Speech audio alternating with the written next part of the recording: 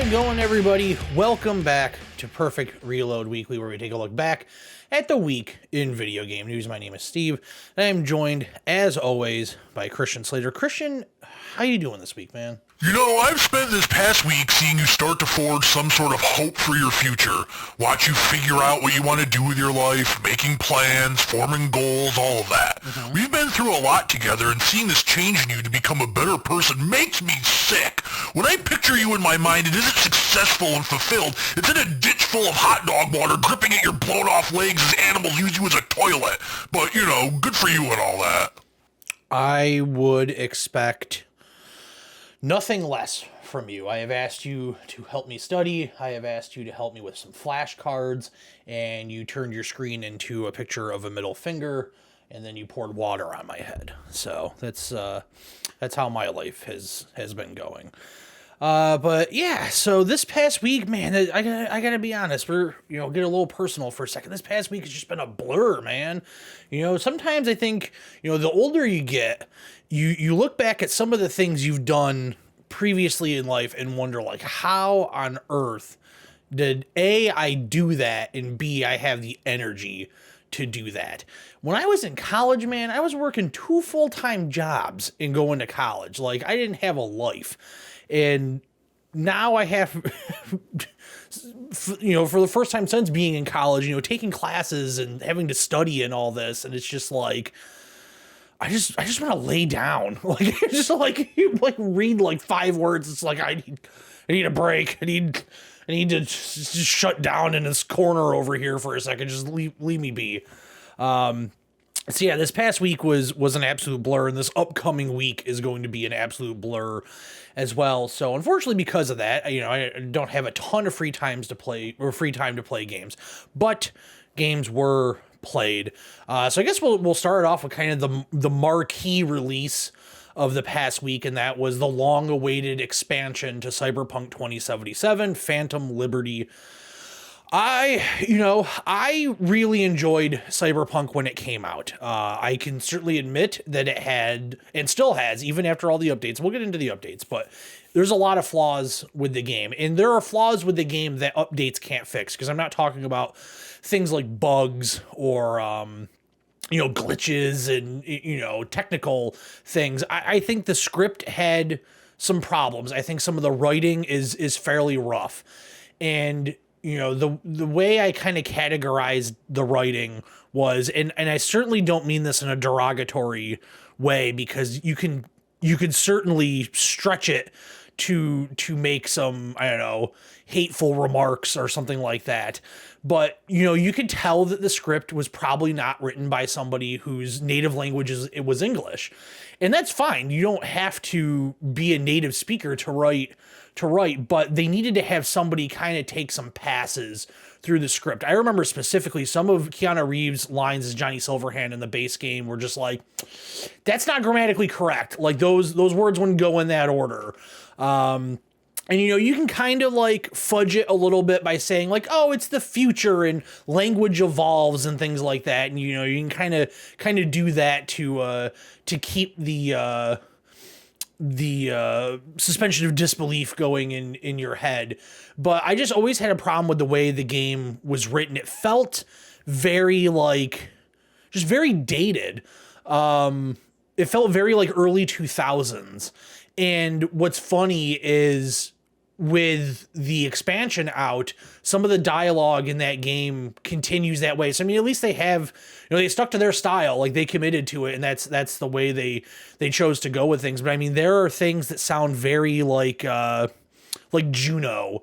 If you've seen the movie Juno, the way that Diablo Cody writes, everybody is always super witty. Everybody always has a comeback, always has something funny to say. They say these kind of like outrageous things. And in a way, it kind of works, because it's like, okay, here are a small group of people, and this is kind of their slang. This is the way they talk to each other. And that's kind of the way that it feels in Cyberpunk. It's just like, hey, in this city, these people, this is just the way they talk. But that's fine for creating that world in your game, but you also have to view it through the lens of like, hey, people are going to play this and experience it, and at times it's going to come across as very like corny and just trying too hard to be edgy and trying too hard to be tough, and you just can't pull it off. And, so that still rings true through the expansion.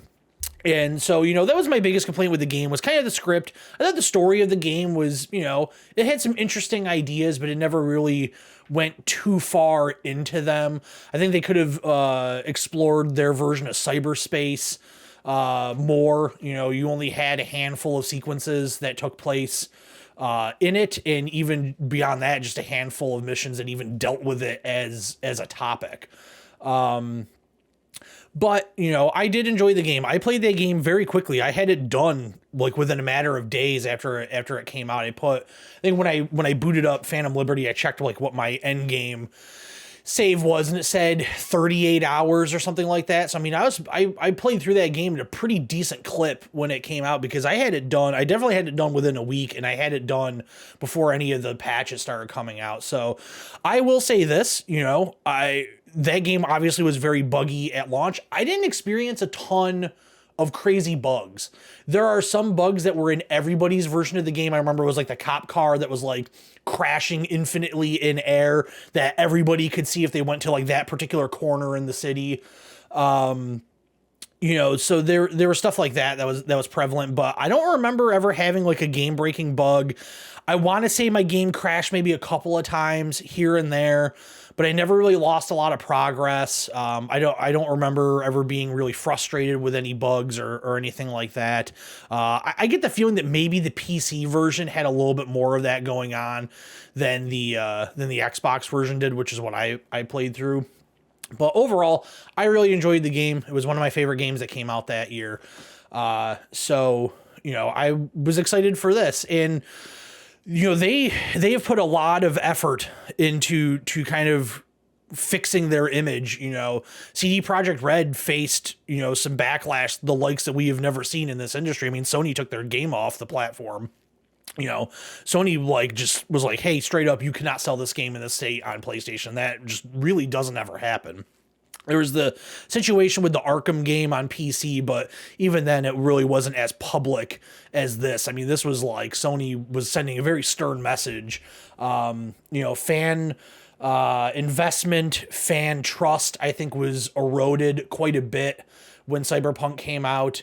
You saw people leaving the studio, both probably voluntarily and involuntarily leaving that studio. And so you were kind of left wondering, like, well, are we ever going to get what they promised? Are we ever going to get more? And there were some people that were like, well, maybe they could pull a No Man's Sky and kind of like really save this thing. And I think they kind of fall in the middle there, right? Like, I think the Cyberpunk 2.0 experience that you get that was released a few days before the expansion came out. But really, they kind of all tie in together. It's one singular event, really, even though they were spread out by a few days. I think that it's closer to the version of the game that we are promised. We are never going to get the version of the game that was promised, because there were so many things that they said were going to be in the game that were just cut out. But it's certainly a lot closer than anything we've had before. I think the game visually looks very nice on console. It's definitely a big improvement. I think the frame rate is a lot more stable. I've only had maybe a couple of times where it was really like stuttering as I was playing through Phantom Liberty. The additions to reworking the perks, to reworking the way clothing works with the transmog system that probably should have been in since day one, but it is what it is. All of that works really well. The police system's a little confusing. If you watched my video of it, we kind of get caught in a police situation in that, or like a wanted situation. So I don't know if it was necessarily the police we were dealing with. I guess maybe it was in the confines of that mission. But it's not like super clear, like it is in Grand Theft Auto, where you see it kind of like blinking down, or like the wanted meter in Red Dead, where you can see it like dissolving towards being totally good. There was also the problem that I had that you saw in that video, where the person that was locked to following me kept interacting when we were trying to hide and wait for this wanted level to go away. They kept seeking out the enemies to re-trigger the whole thing over again. So that was kind of a pain. But I think the experience that you get is well worth it. If you've yet to play Cyberpunk, I would say that if you sign up for it now, you should just probably buy the version that comes with the expansions. I think it's like $60 because I think it's like 20 or 30 for the expansion and then however much they're charging for the game. And the game has gone on sale, but I think right now it's probably not going to be on sale anytime soon. I grabbed it for $20 on the last Steam sale. So I was like, hey, after this, the PC version, because my plan initially was to do all this stuff on the PC version, but I just didn't have enough time to get caught up enough in the game to trigger the expansion. So I just used my endgame Xbox save. But I grabbed the, game for $20, so I think $60 overall right now, which is not quite new game price because so many games have gone to $70, but, close enough to it. I think for what you get for your $60, I think that it's well worth it. It's a really solid game. It's got a fun story. Like I said, it has flaws. Some of the language issues, the translations issues, maybe just the way the script is written, some of their choices for just the way that the characters talk. A lot of the characters kind of are very samey, and it's like that happens when usually an author, a novelist is typically, they're writing that book by themselves, right? So it's very difficult to make every single character sound unique, and they run into that problem a little bit in Cyberpunk. But those are very easily, I only bring them up because they are the biggest negatives that I still have with the game. And overall, they're not huge negatives. They're not bad enough to stop you from playing the game or stop me from playing the game or anything like that. It's just, if I have to critique something, they've fixed so many things that I would have critiqued that, like, that's the thing I'm going to kind of harp on a little bit because it is still the glaring thing that really can't be fixed unless they were going to rewrite the script, get all the actors back in there to record lines. Like, it just wasn't going to happen, right? But I think so far into Phantom Liberty, I'm a few hours in. I put in an hour and a half or so on the video that's up on the channel. Then I played another couple hours on my own time. I think it's really well done so far. I think that Dogtown area that the expansion takes place in is really impressive from a technical standpoint. I think the lighting is on point. It looks phenomenal. The density of how many people are in there, especially for like a console game, where sometimes console games kind of struggle with that. You'll even sometimes get, even on PC games, like a density slider. So it's like, how far do you really want to push this? I think it's really, really impressive what they've been able to do. The gunplay still feels very good. I didn't have a problem with the way that the shooting felt, although I ended up probably halfway through my original playthrough. I kind of made that decision of like, I'm going to go a little bit more melee because I like those mantis blades, the blades that come out of your forearms. I just thought they were kind of a cool thing. But so far in Phantom Liberty, they're not really a viable option for the most part. I'm sure they will be when you're in maybe like more close quarters or not so many people ganging up on you. It very much is kind of like, hey, you're going to need some guns for this, or maybe some of like the hacking stuff where you can, like the contagion thing that will damage a bunch of enemies all at once, like stuff like that. There's some stealth sections that I thought were handled pretty well. I didn't really have any issues there. I think it's really... I think you can officially say at this point in time that they have kind of redeemed themselves. They have fixed so many of the problems that game has. And, it took a while to get there. We're almost three years out from when that game initially came out. And yeah, that's a long time to kind of wait. But I think that it's, in the end, it's worth it. And I think Phantom Liberty, the more I play of it, is one of the best experiences I've had playing games so far this year. And, it doesn't hurt that I have a positive attachment to Cyberpunk where so many people have a negative one because they experience bugs or, they just didn't like the game or whatever it may be. But I had a positive takeaway from the game. So I'm a little bit more inclined to just kind of be like, hey, give me more of this and be happy with that. It's kind of like with Spider-Man 2 coming out. I'm sure there's going to be people saying like, oh, they didn't change enough from Spider-Man 1. But for me personally, Spider-Man 1's like a damn near perfect game. I don't need them to change that much. So it all kind of depends on what your attachment to the game is, to the franchise, whatever it may be. But yeah, I highly recommend Phantom Liberty. I'm going to be slowly kind of trickling my way through it, probably over the next couple of months. But yeah, Christian, do you have any thoughts? I mean, you were kind of hanging around a little bit, I guess, while I was playing the game. This game is tripping me out, man. It's giving me way too many flashbacks of what life was like as a carefree movie star in the 90s.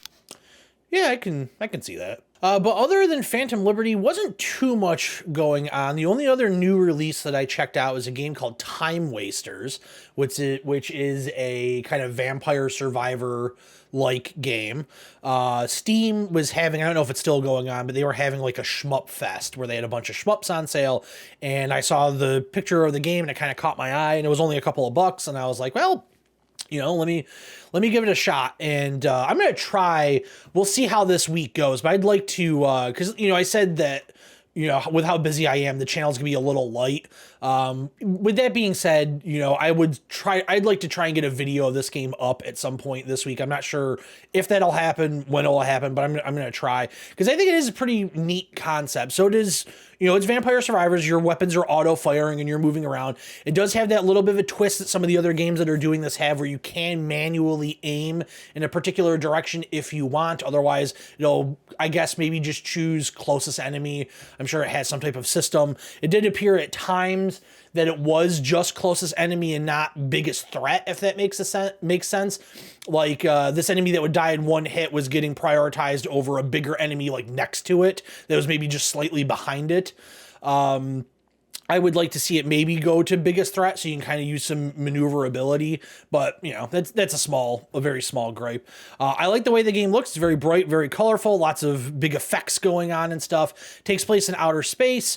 You were kind of moving around and picking up upgrades. You were, same thing like Vampire Survivors, leveling up your guns, your health, your shields, whatever it is. It even has a lot of weapons that are very similar, like the garlic, which is like that area of effect thing that surrounds you. There's I think it's called static shield or something like that in this game that has it. And, it's very satisfying. You can really, really just tear through enemies. But it's very much a carbon copy of Vampire Survivors. It has a lot of the same enemy patterns.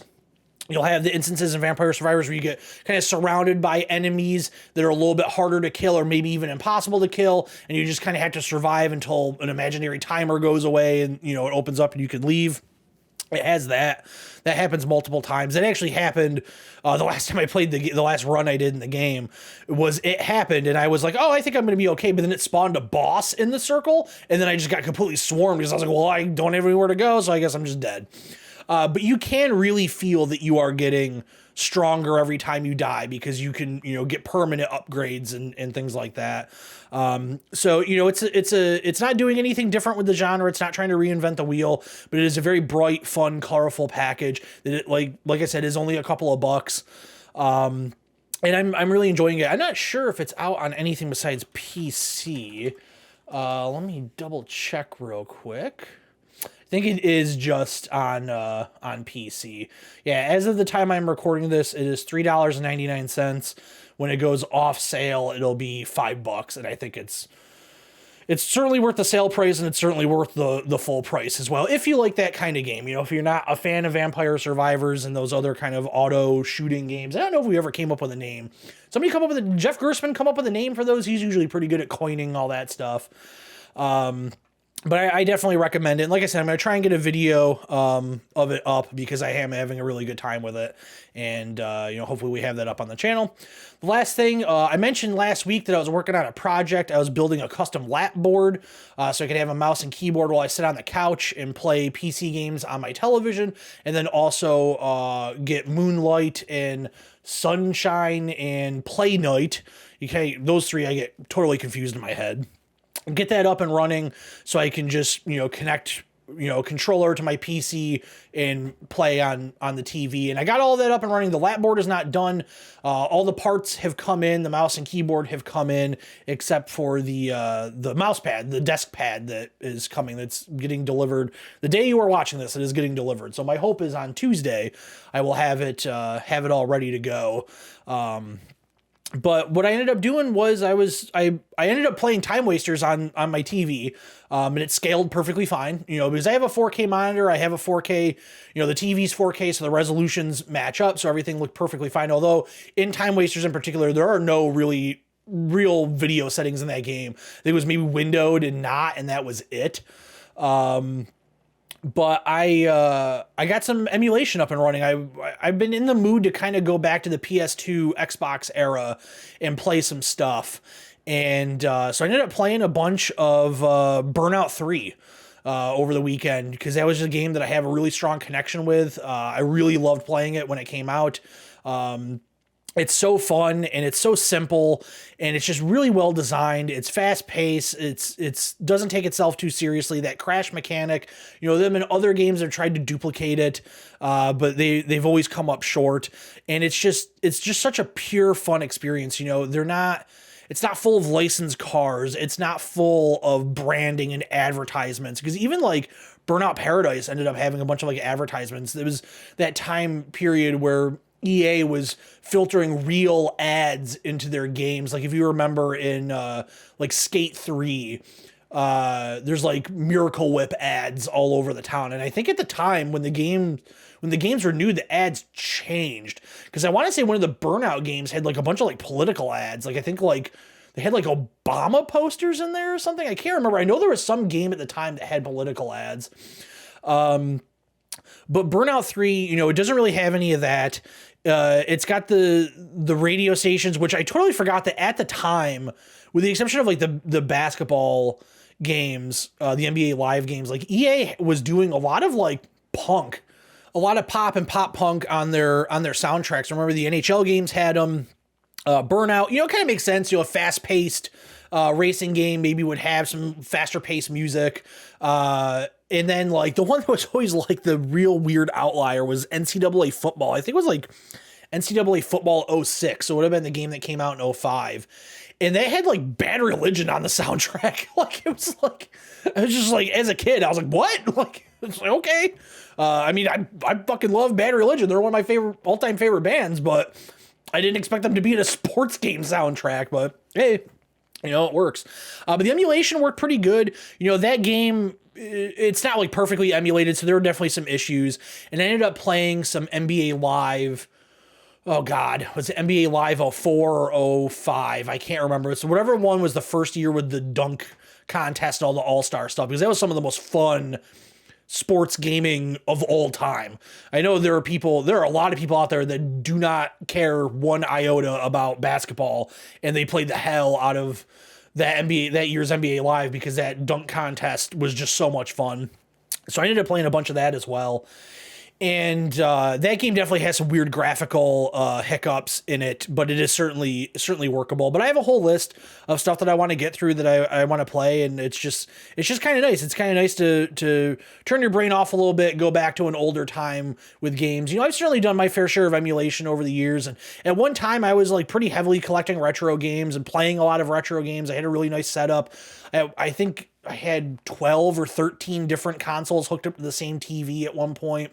I ended up purging my whole video game collection years ago at this point. I think it was like 2012? No, it actually might have been 10 years ago. It might have been 2013. But I ended up purging my entire retro game collection. And, I don't regret it or anything. I needed to get rid of it for a reason, but, there was a time where I was playing a lot of old stuff, and then after a while, it was just like, it wasn't that important anymore. I'd played those games so much, and I would play it here and there when stuff would come out, like NES Remix would come out, and I'd play some old games, or, if the Switch, when I had a Switch, they would add like the retro stuff there, or like a compilation would come out or something like that. So I mess around with stuff. The SNES Classic, the NES Classic that came out, I'd play some stuff. And, I have like my go-tos, like, there's definitely not a year that doesn't go by that I'm not playing Donkey Kong Country 1, 2, and 3 at some point during the year. They're just, some of my favorite games ever, But yeah, it's really nice to be able to do all this stuff on a couch and have them up on a big TV and, just be comfortable. And, yeah, it's a little awkward, sitting on a couch with a mouse and keyboard and all that stuff, but it's not that big of a deal. And it's, there's just times where I don't want to just sit in this office all the time to play some of these games. If I'm playing a PC game, I'm fine with sitting here for a little bit, but, I spend so much time in here either working on this channel or doing just regular work, and stuff like that it's just like, do I really also want to sit here to play games when I have a very comfortable couch and a big TV just, 5 feet away? So it's really nice to have, and it just kind of brings you back to, like I said, a simpler time, a little bit more enjoyable. But that's pretty much it for everything I played, and yeah, we'll be back in just a moment with the news.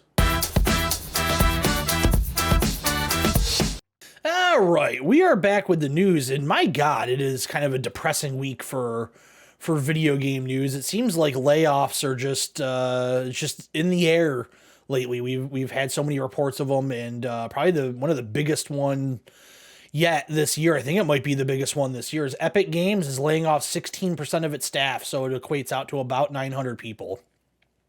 I guess further in the article, there's a specific number, 830 people. It says the jobs were announced in a memo to staff from Epic CEO Tim Sweeney. He states that 2/3 of the layoffs are in teams outside of core development. And by that, he means Fortnite and Unreal Engine. They also sold Bandcamp. They only got Bandcamp about a year and a half ago.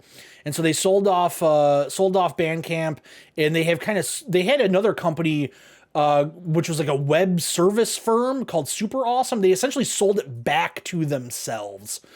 And it says between Bandcamp and the Super Awesome movement, about 250 out of those 830 jobs come from there. Mediatonic, the people that make Fall Guys, said that they have been pretty heavily affected by the layoffs. Sweeney's memo states, for a while now, we've been spending way more money than we earn, investing in the next evolution of Epic and growing Fortnite as a metaverse-inspired ecosystem for creators. I had long been optimistic that we could power through this transition without layoffs, but in retrospect, I see that was unrealistic. While Fortnite is starting to grow again, the growth is driven primarily by creator content with significant revenue sharing. This is a lower margin business than we had when Fortnite Battle Royale took off and began funding our expansion. Success with the creator ecosystem is a great achievement, but it means a major structural change to our economics. And all of this is coming from the wonderful work that Chris Scullion does over at VGC. It really just kind of reads like, hey, they were really riding that wave of Fortnite being the biggest thing in the world. And while Fortnite is still probably the most played game in the world, it's just not quite bringing in the money that it once was. I don't have the story here, so I don't have all the details, but I did see this morning when I woke up that apparently they are raising the price of V-Bucks, which is the virtual currency in Fortnite that you can buy with real money. So I think that they made so much money from Fortnite that they were like, well, let's buy non-video game things like Bandcamp, right? And they were in Fortnite at the time, like when they did like that Travis Scott concert, like it was the mainstream. Fortnite was part of pop culture. And I would say for a window in time there, one of the biggest pieces of pop culture. And it just doesn't have that social cachet that it did a year ago, 2 years ago. And, as a company, you're riding this wave and you think that like, hey, this is going to last for a while. Let's start spending some money. Let's see what we can do. Let's acquire some things. They're certainly doing well by, licensing the Unreal Engine, and they've probably just licensed a little bit more of the Unreal Engine with all the Unity stuff that's going on. But from what I am to understand, Unreal is not necessarily the most beginner-friendly set of dev tools like Unity is. So, there's only so many people that are out there buying it, but more and more places are switching to it. CD Projekt Red announced that they are leaving their proprietary home engine and moving to Unreal 5. So, I mean, it is, there is no industry standard, but it's probably as close to an industry standard as you can get. But, they spent too much and they're paying the price for it. And unfortunately, it's not really them that's paying the price, unless this is worse than we thought and Tim Sweeney's job is in jeopardy, he's probably going to be fine. It's the people that were on the lower ranks that are, they get the punishments passed on to them because they were the jobs that were created with this money that they thought was going to last for longer, and they would eventually make up for it in other ways to continue to employ these people. And that's just not the way the world works. So, it sucks. I've been laid off before, and being laid off sucks. It's, getting let go from a position without a real reason tied to, what the reason is. The reason why it is the company extended itself and they can't afford to hire you anymore or to have you employed anymore. But, it's not because you were terrible at your job. It's not because of that. In layoffs, many times it's, There are people that are there that are terrible at their jobs, that keep their jobs, but the people that make a little bit too much money, that have gotten too many raises, whatever it is, they're the people that get cut. It's difficult. It really is. And especially in the video game industry where there really isn't a lot of stability. People are moving around constantly. Every week now we are seeing layoff news. And, yes, there are certainly times where, the volition layoffs, Microsoft put out that statement that said that they and Bethesda were reaching out to people that work there to try and bring them in. Microsoft can only do that for so many people. Maybe Sony follows suit and tries to do something as well, but there's only so many jobs in that industry to go around, and there are so many people every day that make that decision. You know what? I want to get into games development, and it just, the job is not there with the demand. It's simple economics, supply and demand, and it's a tragedy. It really is. And it makes you wonder, like, hey, if you really wanted to get into video games, would it be better for you to just do your own thing?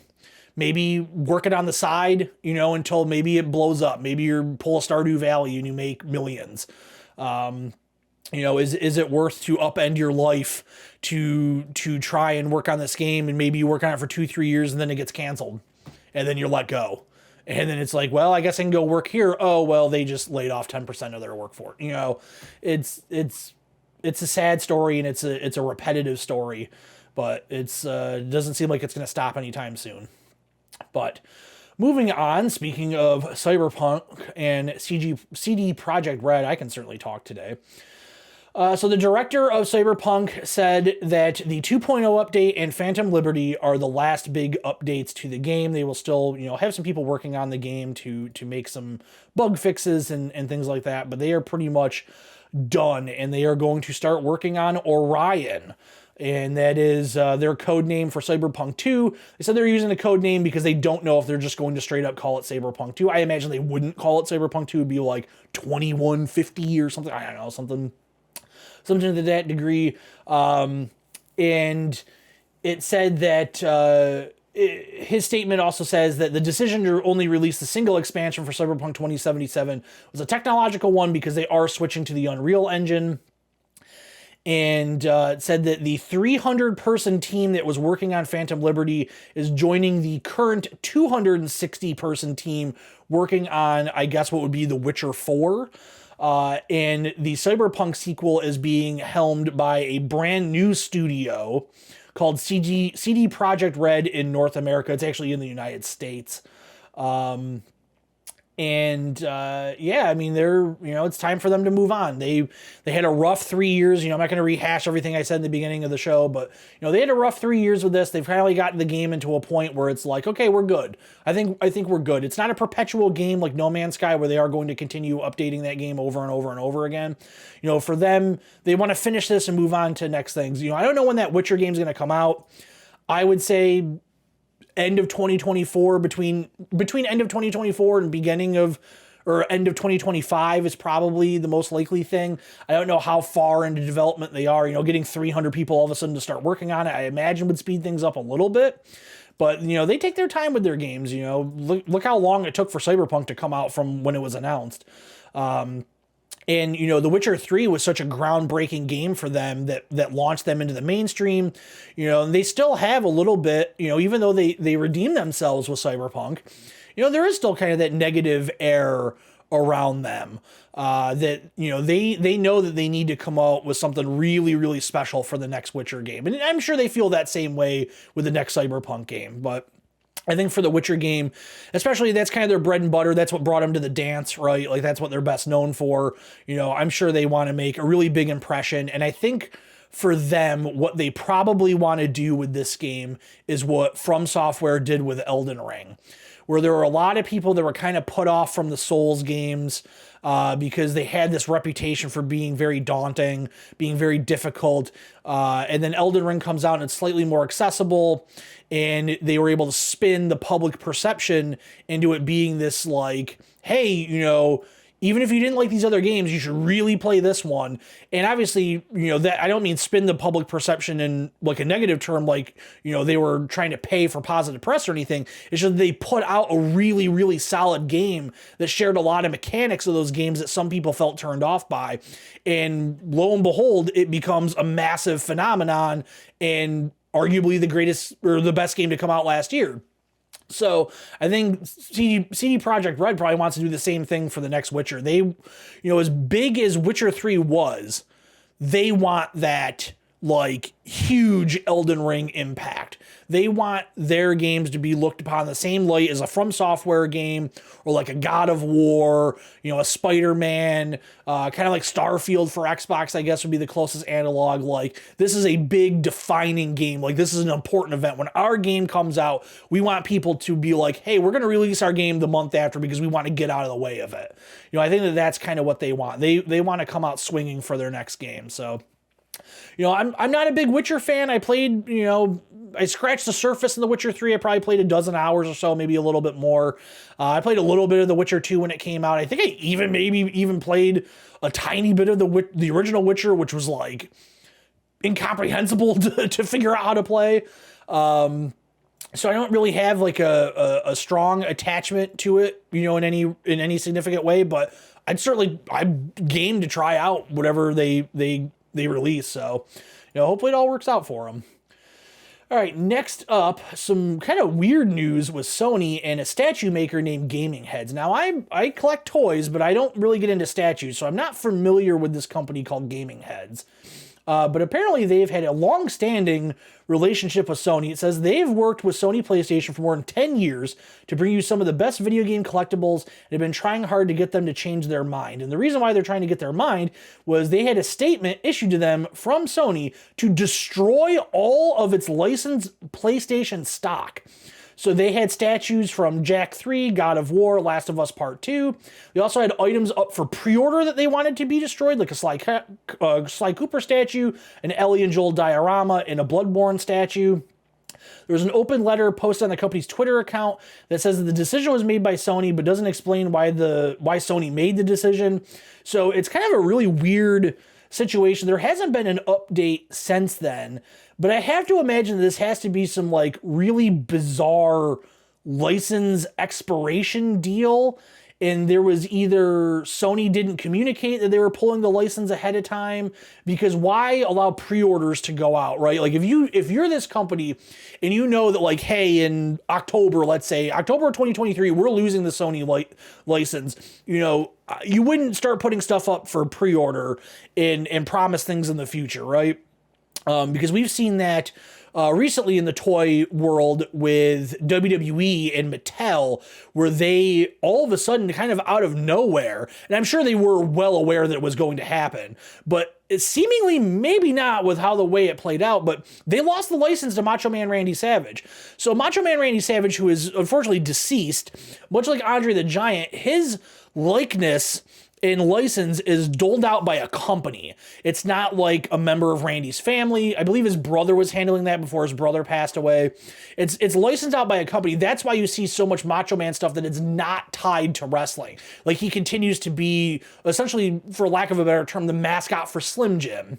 Right? Like that, there's no tie-in with WWE there. It's just, hey, we've licensed this person who at one point in time was the spokesperson for Slim Jim. And so Mattel had announced like, hey, we're making this Macho Man action figure, this one, and this one. And then all of a sudden they were canceled. There was a statement that came out from a person who represents Mattel and was like, by the way, these figures are canceled, and it was Macho Man stuff. And it didn't take long to figure out like, oh, they lost the license. So, I mean, there are times, I guess, where you could have the rug pulled out from underneath you, but you would think that you would have some type of communication. So it's hard to tell if this is on Sony or on this company. The article that this comes from, once again, by Chris Scullion over at VGC, that breaks down everything in a really detailed way. It's not really worth getting into all of it here. Most of it deals with like how to get your refund and all that stuff. And there's been a lot of issues with non-refundable deposits not being returned and things like that. And it seems like Sony is really kind of forcing this company into a corner, and now they are having to deal with the fallout from all of this and try and figure out how to work this refund issue. Sony has had weird things with refunds before. We just talked about it not long ago in this show, where Cyberpunk was pulled by PlayStation, pulled from the PlayStation store, and they're like, yeah, you can get a refund. And Cyberpunk or CD Projekt Red was like, yeah, you can get your refund from Sony. And Sony's like, fuck you, you can get your refund from them. We're not giving you a refund for anything. And so there's been some weird stuff going on here and there, but hopefully they get it figured out. It always sucks when collectors that put up a lot of money for pre-orders, because if you're not familiar with the toy world, man, collecting toys is super expensive. And especially if you are collecting statues regularly go for hundreds upon hundreds of dollars. So it's definitely not a fun situation. Christian, you said you had a comment on all this? All you toy collector people need to grow up and stop staring at plastic versions of real men. That was super constructive. Thank you for your input. I'm so glad you are here. Speaking from PlayStation, Jim Ryan is stepping down. He is the CEO of PlayStation. He oversaw the launch of the PS5. He is retiring in March. The company confirmed this. It says SIE, which is Sony Interactive Entertainment, announced that the SIE president and CEO Jim Ryan has made the decision to retire in March 2024 after almost 30 years with the PlayStation business. This was in a statement that Sony released this past Wednesday. To support Mr. Ryan in his transition, Sony Group Corporation President, I really can't talk today, COO and CFO Hiroki Totoki will assume the role of chairman of SIE effective October 2023. Effective April 1st, 2024, he will then be appointed interim CEO while he continues his current role at Sony Group Corporation. And he's going to help find the next CEO for PlayStation. Jim Ryan released his own statement. It says, after 30 years, I have made the decision to retire from SIE in March 2024. I've relished the opportunity to have a job I love in a very special company, working with great people and incredible partners, but I found it increasingly difficult to reconcile living in Europe and working in North America. I will leave having been privileged to work on products that have touched millions of lives across the world. PlayStation will always be part of my life, and I feel more optimistic than ever about the future of SIE. I want to thank Yoshida-san for placing so much trust in me and being an incredible, sensitive, and supportive leader. So Jim Ryan has certainly had a little bit of controversy. He's made some comments that rub people the wrong way. In 2017, this was before he was CEO, he asked why anybody would ever want to play retro games when people are talking about backwards compatibility and retro releases and all that stuff. And obviously it didn't end up really affecting much because, they ended up doing that whole PlayStation Plus Classics deal and all that stuff. But there were times where he rubbed people kind of the wrong way. He'd only been running the company for the past 4 years, but he'd been, like I said, he'd been with the company for almost 30 years. So that's kind of a big deal because, this is a guy that's really kind of in charge of a lot. Sony has really focused itself, I would say, over the past decade into what they want their mainstream of business to be. And over the past year is really the first time we've started to see kind of deviation from that plan.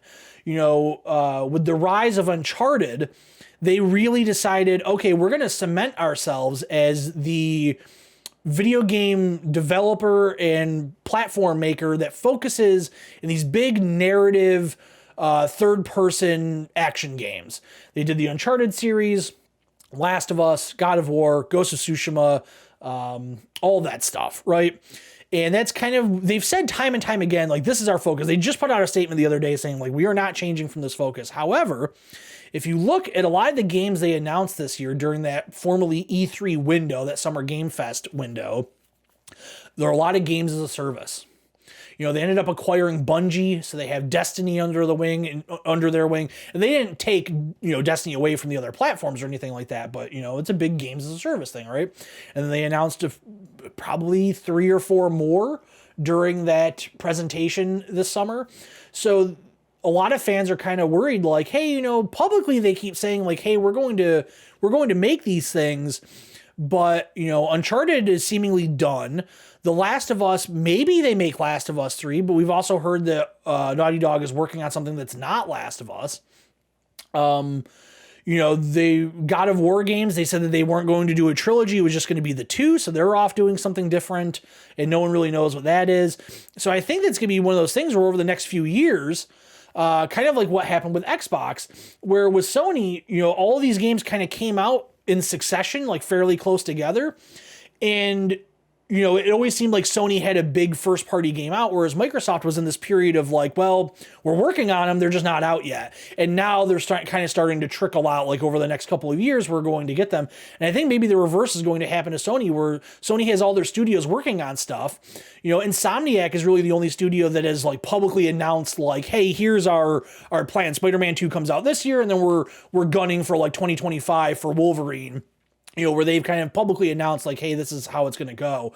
Whereas everybody else is like, we're working on something. We'll tell you when, and it's fine. They don't have to tell us what they're working on and when it's going to come out. But, eventually I think we are going to get to a point where it's just like, hey, where are all the big PlayStation games? We have all these live service games that a lot of people aren't really playing because they're just not great.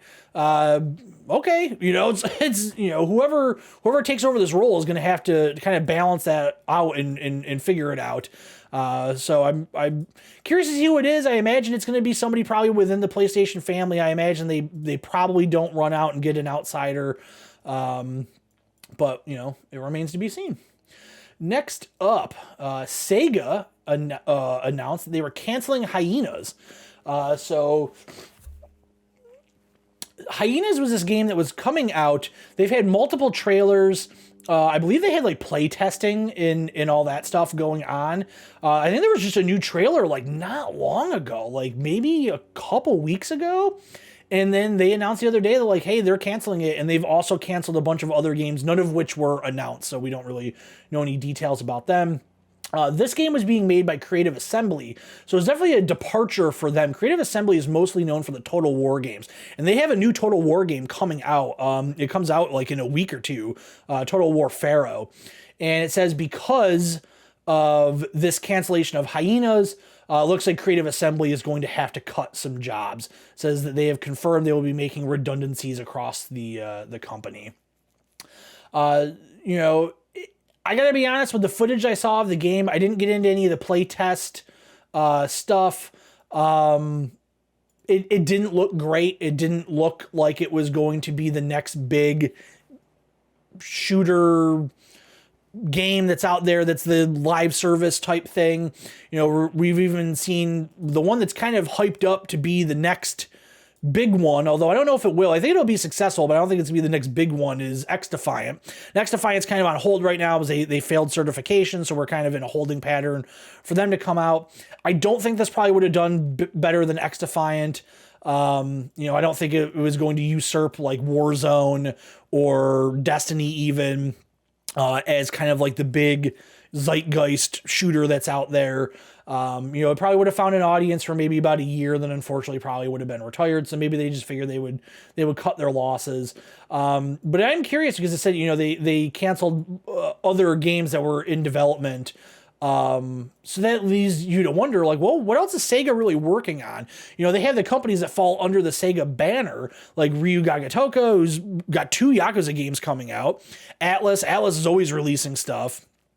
Sonic, I guess, is really the only thing for Sega right now, is they have some Sonic stuff on the way, but it's been a while. We've had something, I guess it's like a mainline Sega developed game that was really successful. I honestly can't think of the last one off the top of my head, so I'm wondering what they got going on over there at Sega. I want to see Sega come out with a big hitter. I want to see them do for Sonic what Nintendo did for Mario with Mario Odyssey. I want a Sonic game that I can actually sit down and enjoy and not have a difficult time with. I'd love for that to happen, but I don't know, maybe that's wishful thinking. Christian, you tapping me on the shoulder here. You had something you wanna say about all this? As long as that weird European developer that made Cashier Simulator doesn't cancel the Divorce Court Simulator game that I pitched, I'm golden. Yeah, that sounds about right for you, for a game that you would be involved with. Christian Slater's Divorce Court Simulator 2024. Yeah, perfect. So our final story this week, it actually just had an update, and they claim it is all a big misunderstanding. But Sony hid the trailer for the Knights of the Old Republic remake and deleted their announcement tweet of it. So this game has been through some like straight up development hell. It's actually it just changed developers at one point. It was a collaboration between Asper Media and Lucasfilm Games and Sony Interactive Entertainment. It was announced to be a PS5 console exclusive for a limited amount of time back in 2021. But nobody has really heard anything of it. I'm sorry, it's actually pronounced Aspire. Aspire's parent company, Embracer Group, is going through a whole bunch of shit right now, where they're trying to sell companies and they're hemorrhaging money. So no one really knows what is going on with this game. So when this article came out and all this was getting pulled, I was like, oh, maybe this is some like really sneaky way of quietly announcing that it's canceled. But then just yesterday for me, it was announced Sony claims it delisted the KOTOR remake trailer due to music license expiring. So that's what they're saying. It was just a simple misunderstanding with music licensing, and I don't know if I'm buying that one, Sony.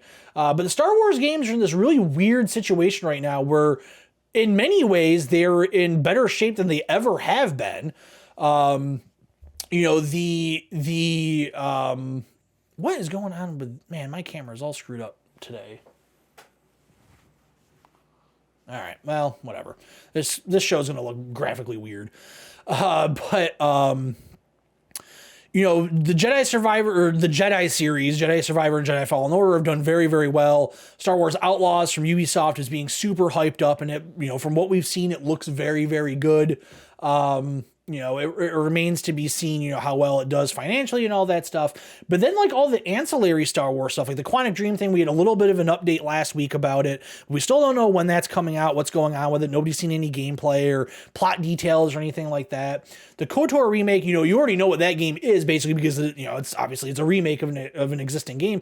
But that one seemed like kind of a simple thing, like, it should have been out, you know, like it shouldn't be this challenging to get it out, but, you know, they changed developers, and then the publisher of the new developer is falling apart financially. And it's one of those things where it's like, is this going to end up getting sent off to yet another developer, or is Sony going to step in and be like, hey, we're just going to fund this because we don't know what the hell's going on with Embracer Group? Like, who knows? But, you know, as somebody who really enjoys Star Wars and wants some cool Star Wars games to play, it's kind of sad. Or I guess it's not sad, it's bittersweet. We have some really great games, and then we just have games that are just kind of like up in the air, up in the ether, and nobody knows what's going on with them. So it is what it is. But yeah, overall, kind of just a sad week for video game news. But that is going to wrap things up for this week. So coming up on the channel, like I said, this week coming up is going to be just a blur. I have to go out of town for a couple of days this week to do various things.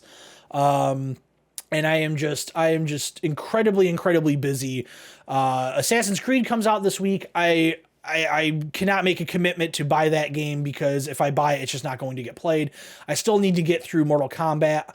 I'm nearing the end of Starfield. I'm really starting to plow through on Starfield to get to the end, so I can kind of move on to other games. But I have run into my first serious bug in Starfield where the next main quest mission has disappeared from my quest log. I can no longer activate it to go and do it.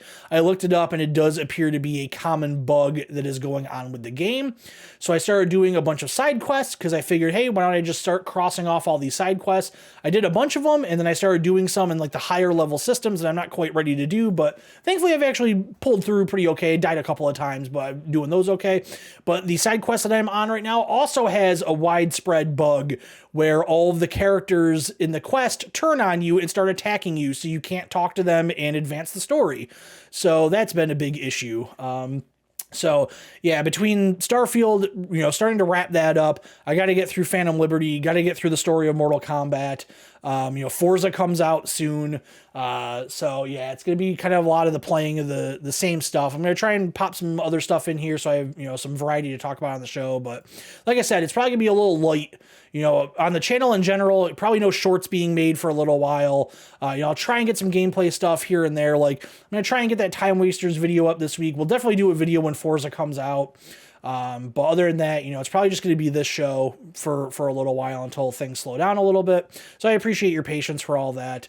But yeah, that's going to do it for me. Christian, do you have anything you want to say before we get out of here? Well, off to yet another week of the sad and depressing world of online appliance dating. Cool. Maybe you can find a sexy toaster. But that's it, everybody. Take it easy. We'll see you again real soon.